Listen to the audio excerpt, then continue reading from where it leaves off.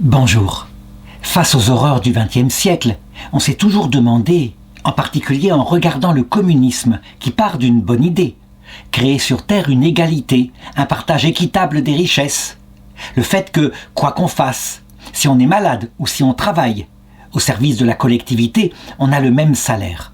On s'est tous donc demandé comment expliquer qu'il y ait eu à peu près 100 millions de morts dus au communisme. Est-ce que c'était l'idéologie en tant que telle qui tuait, ou est-ce que c'était parce que, par hasard, les hommes voulant créer le paradis sur Terre étant très persécutés par des armées ennemies, ils ont été contraints de tuer? Je crois que, dans ce débat que je me rappelle avoir eu sur Internet avec un homme qui se proclamait comme l'irréductible athée, je crois que ces arguments n'étaient pas entièrement faux.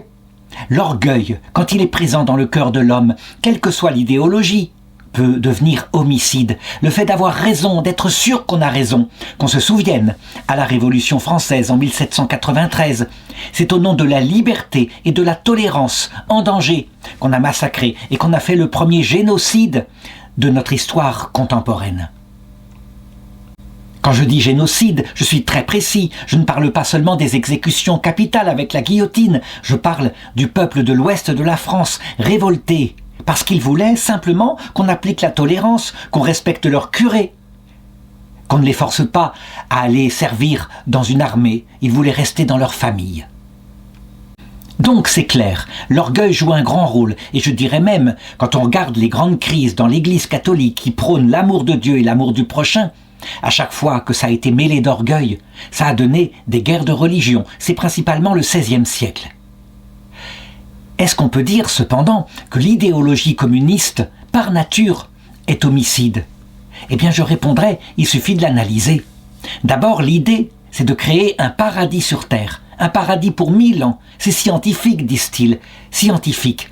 Quand l'homme possédera ses moyens de production, alors il sera heureux. Et je comprends la réaction ainsi de Karl Marx, de ses successeurs, de Lénine, de Staline. Quand on voit le 19e siècle et la révolution industrielle et la façon dont furent traités les ouvriers, sans aide sociale, sans protection sociale, il y a eu une réaction passionnelle. Ainsi fonctionne l'être humain, dans une dialectique, ne venant pas de la raison, mais venant de la colère. Mais le communisme n'est pas seulement cela. Le communisme, c'est aussi une doctrine qui dit « Le paradis est donc possible sur Terre ». Et qu'est-ce qui empêche au peuple de se révolter, de l'établir ? Les religions.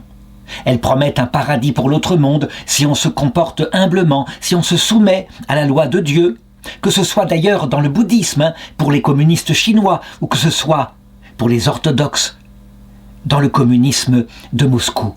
Dans les deux cas, on dit donc que la religion est l'opium du peuple, elle interdit la révolte qui pourrait évidemment faire sortir les gens de la misère. Et donc, forcément, les curés doivent être au minimum neutralisés. Et s'il n'y a pas possibilité autrement, ils doivent être exterminés. C'est ce que partout ont fait les communismes. Et je dis bien partout.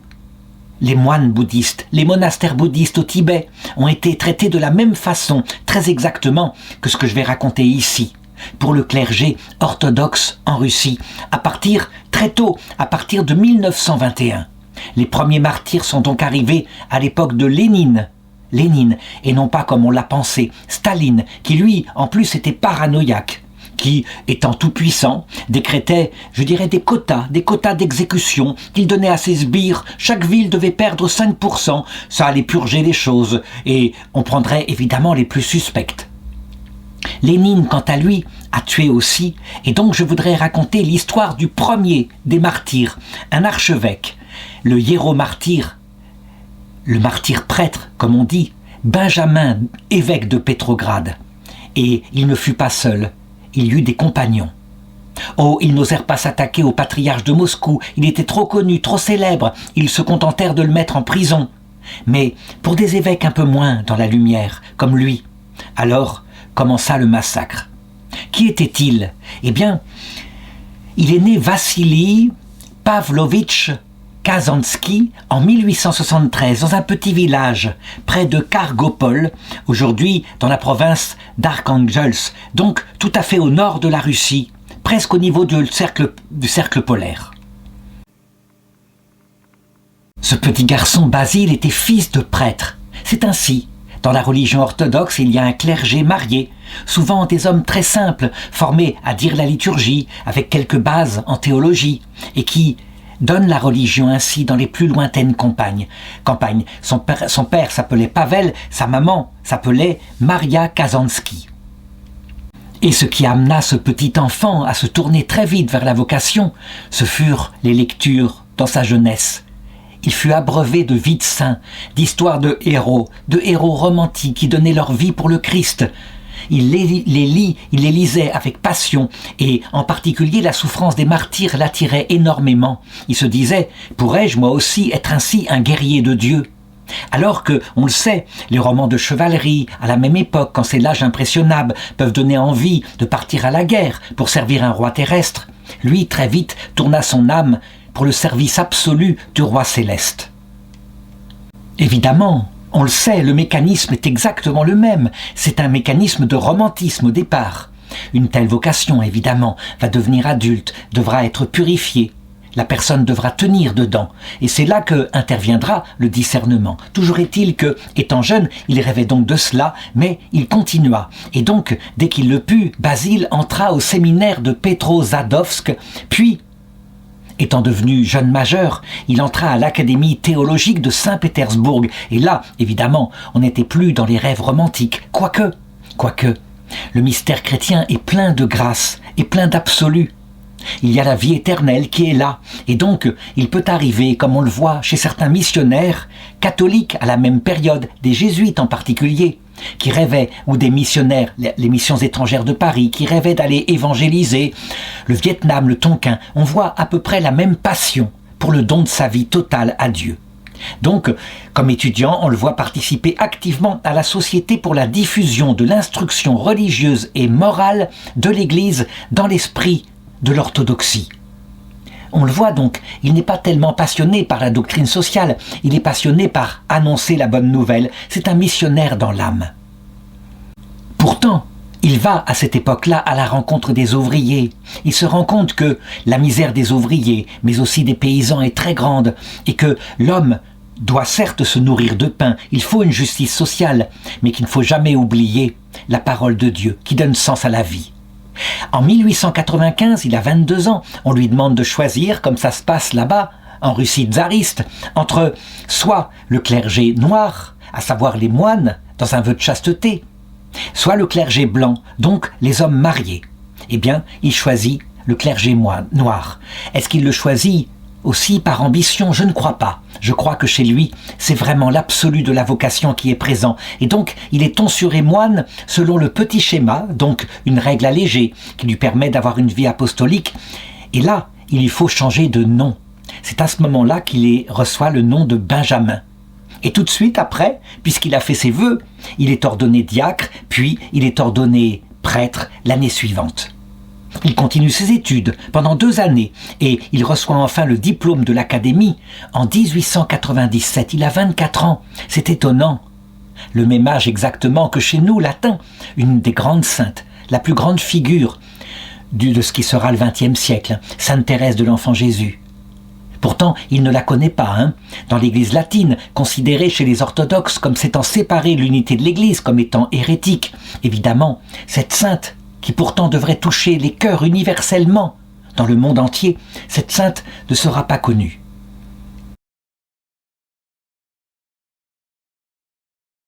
Ce qui est étonnant, c'est que, le hiéromoine, comme on dit, c'est-à-dire le moine prêtre, va devenir professeur d'écriture sainte.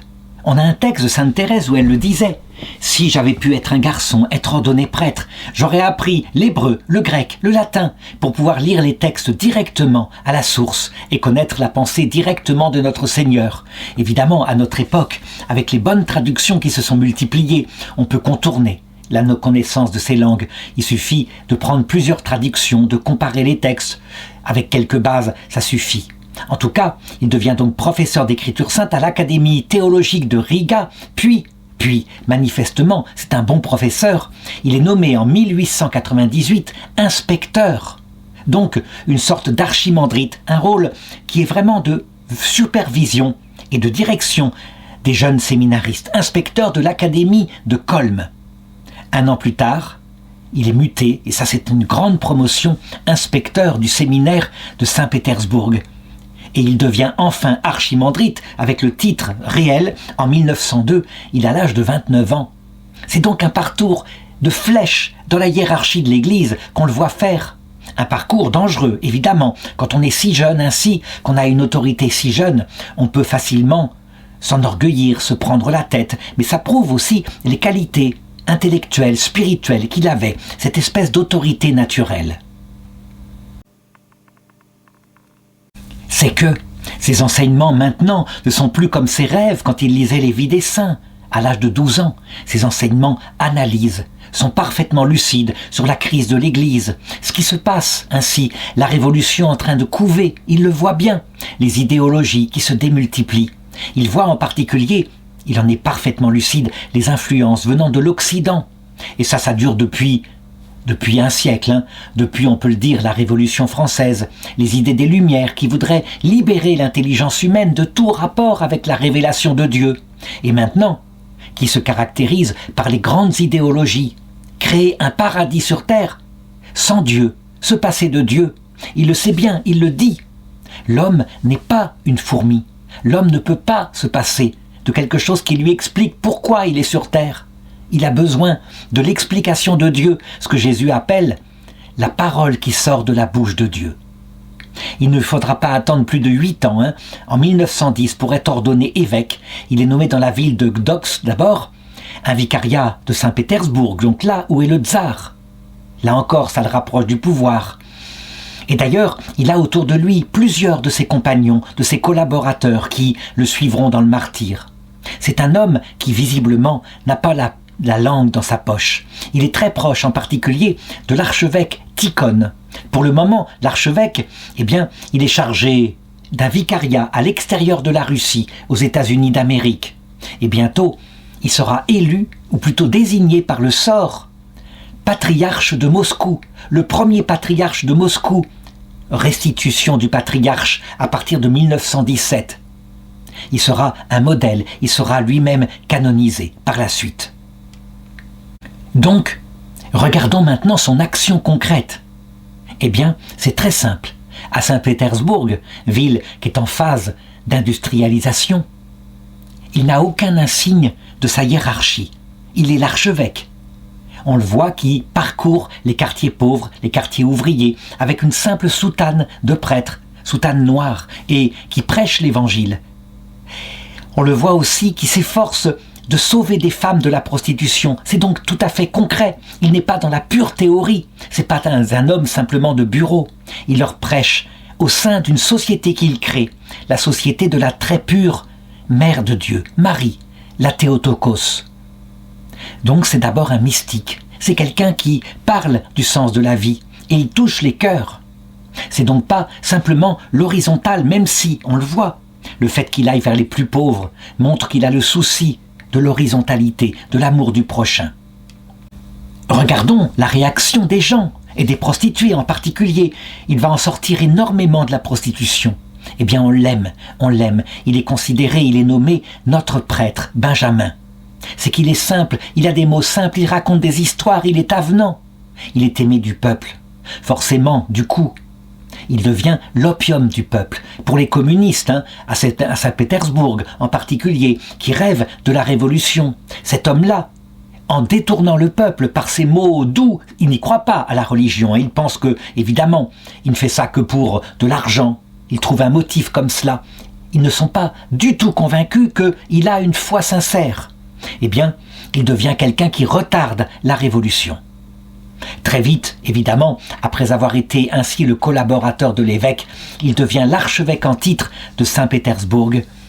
Et c'est alors que va éclater, d'abord en février 1917, il a 44 ans, la première révolution. C'est étonnant comme sa carrière est calquée sur les événements qu'avait annoncé quelqu'un comme Saint Séraphin de Sarov, qui parlait de fleuves de sang qui couleraient sur la Russie, et il avait prophétisé au XIXe siècle, à la fin du XIXe siècle.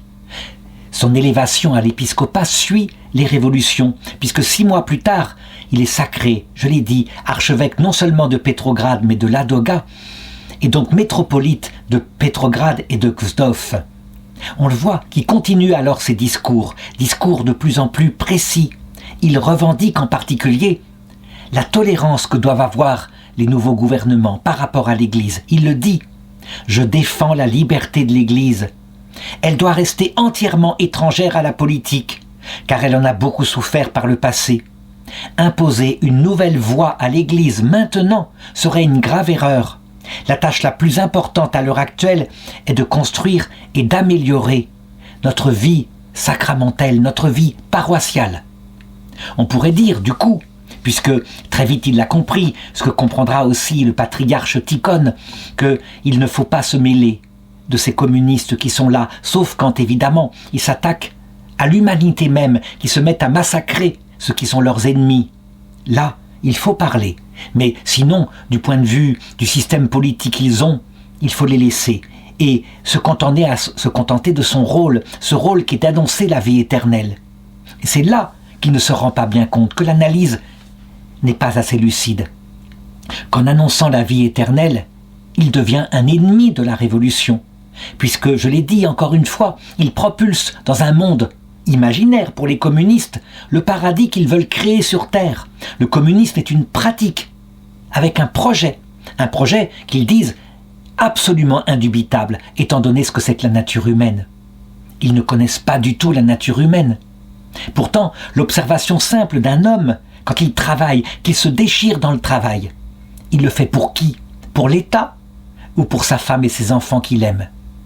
Pour qui veut-il laisser un héritage s'il a accumulé de l'argent en économisant? Pour l'État ou pour ses enfants afin qu'ils puissent réussir leur vie? Bien sûr, pour ses enfants. Eh bien, il n'y a pas dans le communisme du tout cette approche-là. Et je dirais même, le fait que le salaire est égalitaire, quel que soit le travail, le général d'une armée aura dans le communisme le même salaire que le soldat de base. Eh bien, comme ce n'est pas la même responsabilité, eh bien, forcément, on casse l'initiative, on casse l'enthousiasme pour progresser. Certes, on ne devrait pas faire les choses pour avoir un meilleur salaire, mais ça fait partie de l'homme, ne serait-ce qu'encore une fois, pour faire vivre sa famille bien. C'est la fierté d'un père. Il l'oublie, il n'en parle pas. En fait, il considère vraiment les hommes comme si c'était une vaste fourmilière. Et quand à un moment donné, ils s'aperçoivent que leur système ne marche pas, que les gens commencent très vite à comprendre qu'il faut en profiter, moins travailler, que si par exemple le salaire tombe et que on est responsable d'une grande ferme communautaire, qu'il va y avoir un orage, qu'il faut faire la moisson, nous sommes le dimanche, le jour du congé, eh bien les hommes n'iront pas faire la moisson, le salaire va tomber quoi qu'il arrive. Il y a évidemment un certain nombre de gens qui, eux, sont avides du bien commun, veulent travailler avec intelligence pour le bien du peuple tout entier. Et ceux-là s'offusquent. Et ceux-là, s'ils sont communistes, vont dire que les autres sont des ennemis de la révolution. Ils la gâchent de l'intérieur par leur paresse. Et comment faire alors? Eh bien, les rééduquer. Dans le meilleur des cas, c'est l'invention par les communistes, pas par les nazis, du camp de concentration, dans le nord, du côté d'Arkhangelsk justement. Et puis, peu à peu, si la nature humaine ne se réforme pas, l'extermination pour repartir d'un nouveau peuple. Il faut réinventer le peuple puisque l'ancien peuple est pollué définitivement par l'éducation bourgeoise reçue dans sa jeunesse. C'est ce qui arrivera au terme absolu et absurde du communisme, par exemple au Cambodge avec Pol Pot, éliminant en 2 ans un tiers du peuple, noyant dans des rivières les petites danseuses de 10 ou 11 ans du ballet de danse classique de Phnom Penh, pour repartir à zéro avec des paysans incultes, les Khmers. En ce qui concerne, notre évêque Benjamin, il continue, là, au moment où la révolution se lève, où les combats vont se faire avec les Russes opposés au communisme, il continue de s'occuper, simplement, concrètement, des pauvres. Il continue ses visites ainsi. Et il s'attire, curieusement, de plus en plus de haine, rien qu'à cause de cela. Il est un modèle de la charité chrétienne, on ne peut pas le nier, et donc un ennemi du communisme. En 1918, Voici que la guerre s'est enlevée contre les ennemis de la Révolution.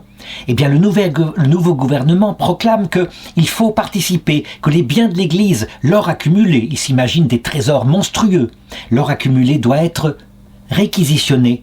Il sera rendu plus tard, disent-ils au départ. Il ne faut pas, je dirais, scandaliser la sensibilité populaire. En réalité, on vole partout. On transforme des églises en hangars. On commence à brûler les icônes anciennes.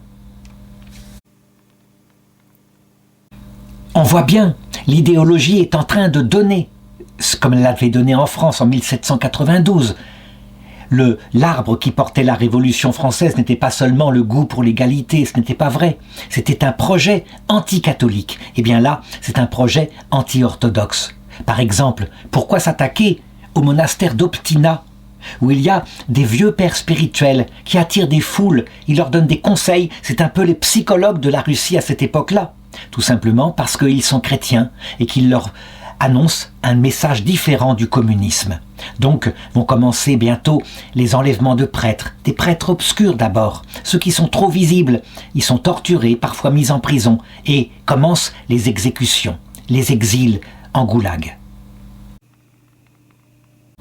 Quelle est la réaction du métropolite Benjamin face à ces pillages? Eh bien, il dit « Je cherche à comprendre ce qu'ils veulent. Ils prétendent qu'ils veulent les biens pour éviter la famine. Ben, très bien. Nous allons donc les leur donner par nous-mêmes. » Et c'est ce qu'il fait. Il proclame un décret où tous les prêtres remonteront les objets les plus précieux.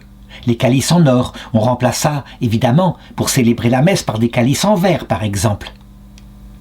Évidemment, le décret est hypocrite. Le propre du communisme, à la différence du nazisme, c'est que le communisme était beaucoup plus menteur, hypocrite. Ce qui prouve d'ailleurs son origine, ou plutôt le fait que derrière lui, il y avait Lucifer, c'est évident. Il est menteur dès l'origine. La vraie raison, sous ce décret, qui d'ailleurs proclamait extérieurement la liberté religieuse, c'était évident. Ça a fait partie de la constitution des républiques socialistes soviétiques jusqu'à la chute du communisme en 1989. La vraie raison était la disparition de l'Église, donc la confiscation des biens et l'extermination. D'abord la neutralisation, disons, en les déportant, et peut-être l'extermination des prêtres. Toutes les tentatives sont bonnes.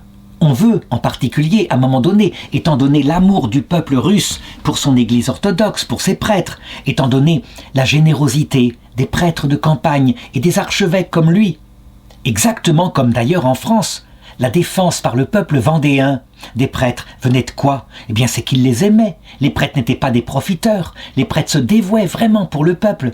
Eh bien, le peuple russe réagit de la même façon. Du coup, comment faire? On ne peut pas s'attaquer frontalement aux prêtres et les exterminer. Même si des jeunes commencent à être manipulés. On voit parfois des cailloux qui cassent les carreaux, les vitres des églises. Des jeunes pleins de zèle qui sont persuadés que les prêtres sont des profiteurs. Donc, qu'est-ce qu'on fait? On invente une nouvelle église.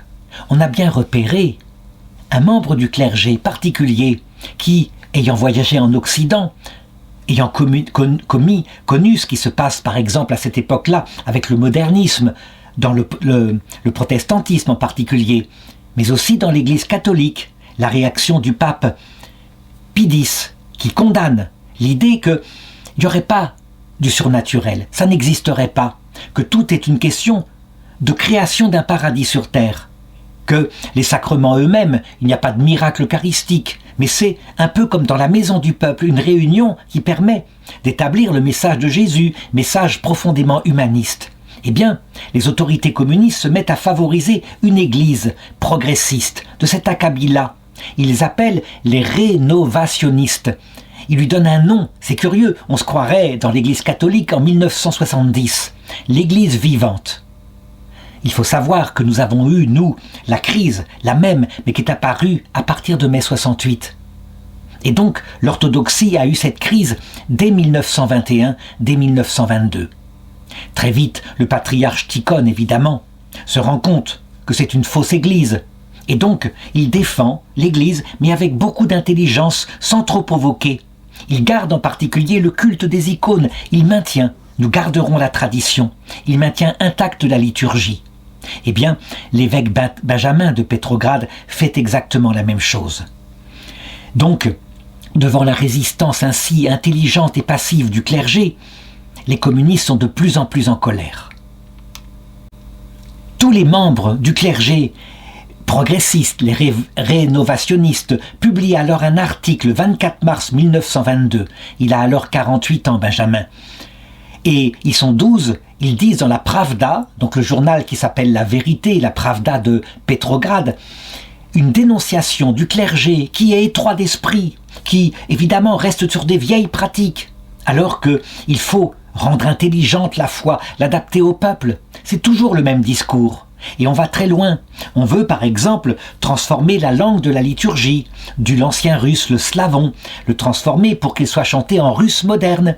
On veut, d'autre part, voter les décrets, que ce soit maintenant une sorte de soviet de l'Église qui décide des mœurs, mais de la foi aussi. C'est curieux, comme on verra exactement les mêmes choses dans l'Église d'Occident, je l'ai dit. Donc, 40 ans plus tard. Les communistes appuient ces progressistes. Et évidemment, cela ne va avoir aucun succès. Le peuple orthodoxe se rend bien compte que ce sont des gens et que les églises qu'ils ouvrent, il n'y a pas la grâce. Les églises sont mortes. Quand on va à l'intérieur, tout paraît semblable aux églises orthodoxes. Mais c'est mort, il n'y a pas la grâce de Dieu. Elle semble vide, c'est comme si la présence réelle dans le Saint-Sacrement lui-même avait disparu, qu'il était parti d'ici. Du coup, ces églises n'ont aucun succès, elles se vident. Et ce sont leurs vieux prêtres, les prêtres pieux, ceux qui parlent du Christ, de la Vierge Marie, qui attirent des fidèles. Alors les communistes, là, ils vont agir cette fois avec violence. Et donc en 1922, le métropolite Benjamin de Petrograd est arrêté. Le 10 juin de la même année, 86 personnes de son entourage, des prêtres, des archiprêtres, des laïcs, sont arrêtés aussi et un procès est organisé. On a dit souvent que le procès était stalinien. Ce n'est pas vrai. Les procès commencent avec Lénine, mais Staline leur a donné une dimension par dizaines de milliers de morts.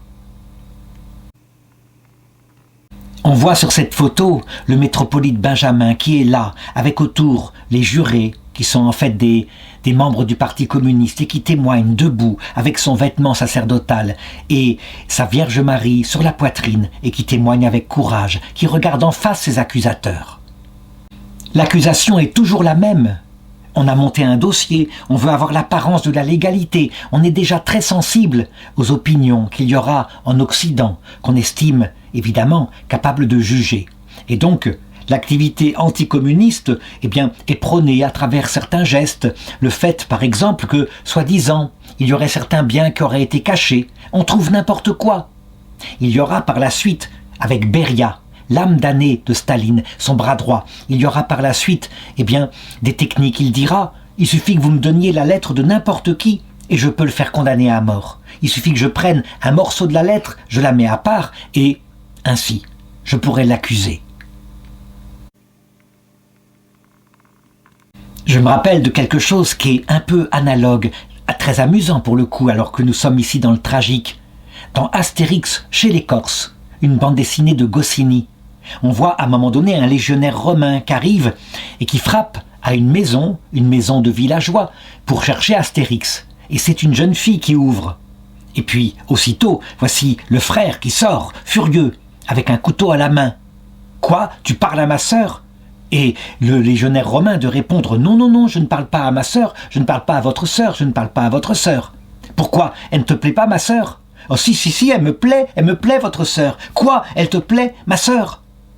Et quoi qu'ils disent, quoi qu'ils fassent ainsi, c'est ainsi, on peut transformer la chose en une accusation. Eh bien, les communistes pratiquaient la même chose.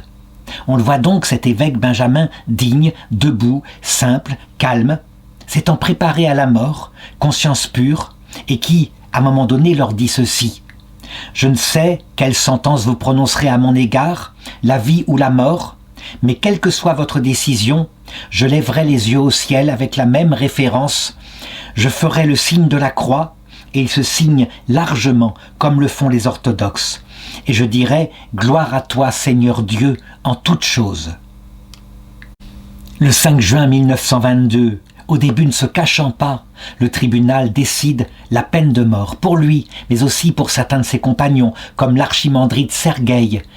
et les laïcs Yuri Novitsky et Ivan Kovcharov, des laïcs pieusement engagés dans l'Église. Il n'est pas le tout premier martyr, il y a eu avant lui, quelques mois avant, déjà, le métropolite Vladimir Bogoyachlenski de Kiev, qui a été le premier à être exécuté, le premier de cette longue série de néo-martyrs, comme on dit en grec, de nouveaux martyrs d'une persécution qui n'est plus l'islam cette fois, mais le communisme athée. Et il y aura des chiffres qui dépasseront tout ce qu'on peut imaginer au cours du XXe siècle. Peut-être 100 000 prêtres exécutés, exterminés, soit par la faim, soit par les travaux forcés, soit d'une balle dans la tête ou d'être fusillés. Quand le métropolite Benjamin Kazansky apprend qu'il est ainsi condamné à mort, alors, très en paix, il dit simplement « Je suis un fils fidèle de mon peuple, que j'aime et que j'ai toujours aimé.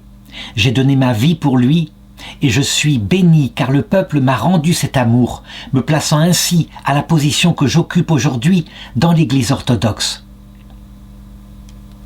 Le jour même, sans attendre, le tribunal ayant prononcé sa sentence, comme on le voyait au cours de la terreur révolutionnaire en France en 1793, ils sont menés donc devant un peloton d'exécution et simplement fusillés comme cela, et puis leur corps est jeté dans une sorte de fosse commune. C'est étonnant comme on retrouve partout la même manière de faire, où l'humanité, ainsi, est réduite à rien. On s'est toujours demandé pourquoi les idéologies athées avaient tué beaucoup plus. Les chiffres sont monstrueux par rapport aux idéologies religieuses quand elles tombaient dans l'orgueil. Qu'on se souvienne du XVIe siècle, la guerre de 30 ans, où il y a eu des massacres. On estime à plusieurs millions le nombre de morts dans cette guerre, en prenant tout ensemble. Il y a eu des massacres aussi, avec des Oradour-sur-Glane. Mais, curieusement, là, on atteint avec des chiffres qui dépassent le million. Pourquoi ça? Je pense que la raison, fondamentalement, c'est que celui qui est religieux, tout de même, a peur du jugement dernier, du jugement de Dieu. Quand bien même serait-il un islamiste, à un moment donné, il est obligé de regarder ces textes qui disent que ce n'est pas bien, qu'on n'a pas le droit de faire cela. Et donc, la conscience lui remonte. Mais quand il n'y a que le projet horizontal et athée d'un paradis sur terre, alors l'autre est juste un ennemi qu'on fait disparaître pour le bien du peuple, et c'est ce qui va se passer. Il me faut, avant de terminer cette vidéo, donner les noms des autres martyrs qui ont tous été béatifiés. Par exemple, Yuri Petrovitch Nivitsky, qui est lui un laïc, un professeur de droit pénal à l'université de Saint-Pétersbourg, et il était président de l'association des paroisses orthodoxes de Saint-Pétersbourg. C'est évident, un laïc engagé. Il y avait le martyr Jean Mikhailovitch Kovcharov. Lui, d'Odessa, il était avocat et il conseillait juridiquement le monastère de Saint-Alexandre Nevski à Pétrograd. Encore un laïc trop chrétien. Il y a Benjamin et Sergueï, ainsi que les martyrs Yuri et Jean, qui sont honorés de la même façon ce jour-là, des chrétiens dévoués, pieux. On avait cru effacer totalement leurs souvenirs de la terre, étant donné le nombre de morts qui par la suite couvrirent la Russie. Eh bien, non. C'est ainsi que, à la chute du communisme, à partir de 1989, tout de suite, le patriarcat de Moscou reprit les procès en canonisation. Oh, on ne pouvait pas tous les canoniser, on aurait bien dû. Tous ceux qui étaient morts en haine de la foi, méritaient d'être mis en modèle sur la terre. Mais l'inconvénient aurait été que on n'était plus dans des cas individuels qui touchent le cœur, mais dans des statistiques. Et donc, on a choisi les plus significatifs. Et donc, en 1992, le patriarche de Moscou, Alexis, a prononcé un vrai discours et a décidé qu'il serait honoré, d'abord localement et puis dans l'Église universelle. À la fin de son discours, le patriarche œcuménique le dit lui-même. Il serait impossible de nommer tous les nouveaux martyrs de l'Église au XXe siècle. Néanmoins, nous espérons que la canonisation proposée de ces premiers témoins de la vérité, qui ont versé leur sang pour le Christ dans le martyre, marquera le début d'un processus plus large de glorification. Il faut savoir que la vraie glorification, celle qui demeure à jamais, la seule qui compte, c'est évidemment celle du ciel, quand ils entrent dans la vision béatifique. Et là, ça nous sera manifesté quand nous-mêmes nous entrerons dans l'autre monde. En attendant, sur terre, il pourrait arriver, un peu comme dans l'ancienne Égypte, où on a vu, les momifications évoluer. Momification étant un symbole charnel de l'arrivée dans l'autre monde, de la glorification. Au début, elle ne touchait que le pharaon, puis les nobles, puis, 3000 ans plus tard, tout le monde. Attention, ça ne veut pas dire que tout le monde ira au paradis. Il y a vraiment possibilité de le rejeter. Le blasphème contre l'Esprit Saint est une réalité. Mais, je dirais, la puissance de Dieu fait qu'évidemment, tous les chiffres qu'on a pu donner au cours de l'histoire, quand notre cœur était dur et qu'on disait que 99,9% des gens iraient en enfer, ces chiffres étaient faux. Disons que 99% des gens passent peut-être par le purgatoire. Ça, c'est vrai. C'est possible qu'il y ait encore des choses à apprendre. En tout cas, ce ne fut probablement pas le cas pour le métropolite Benjamin de Pétrograd, parce que il s'était détaché de tout pour Dieu.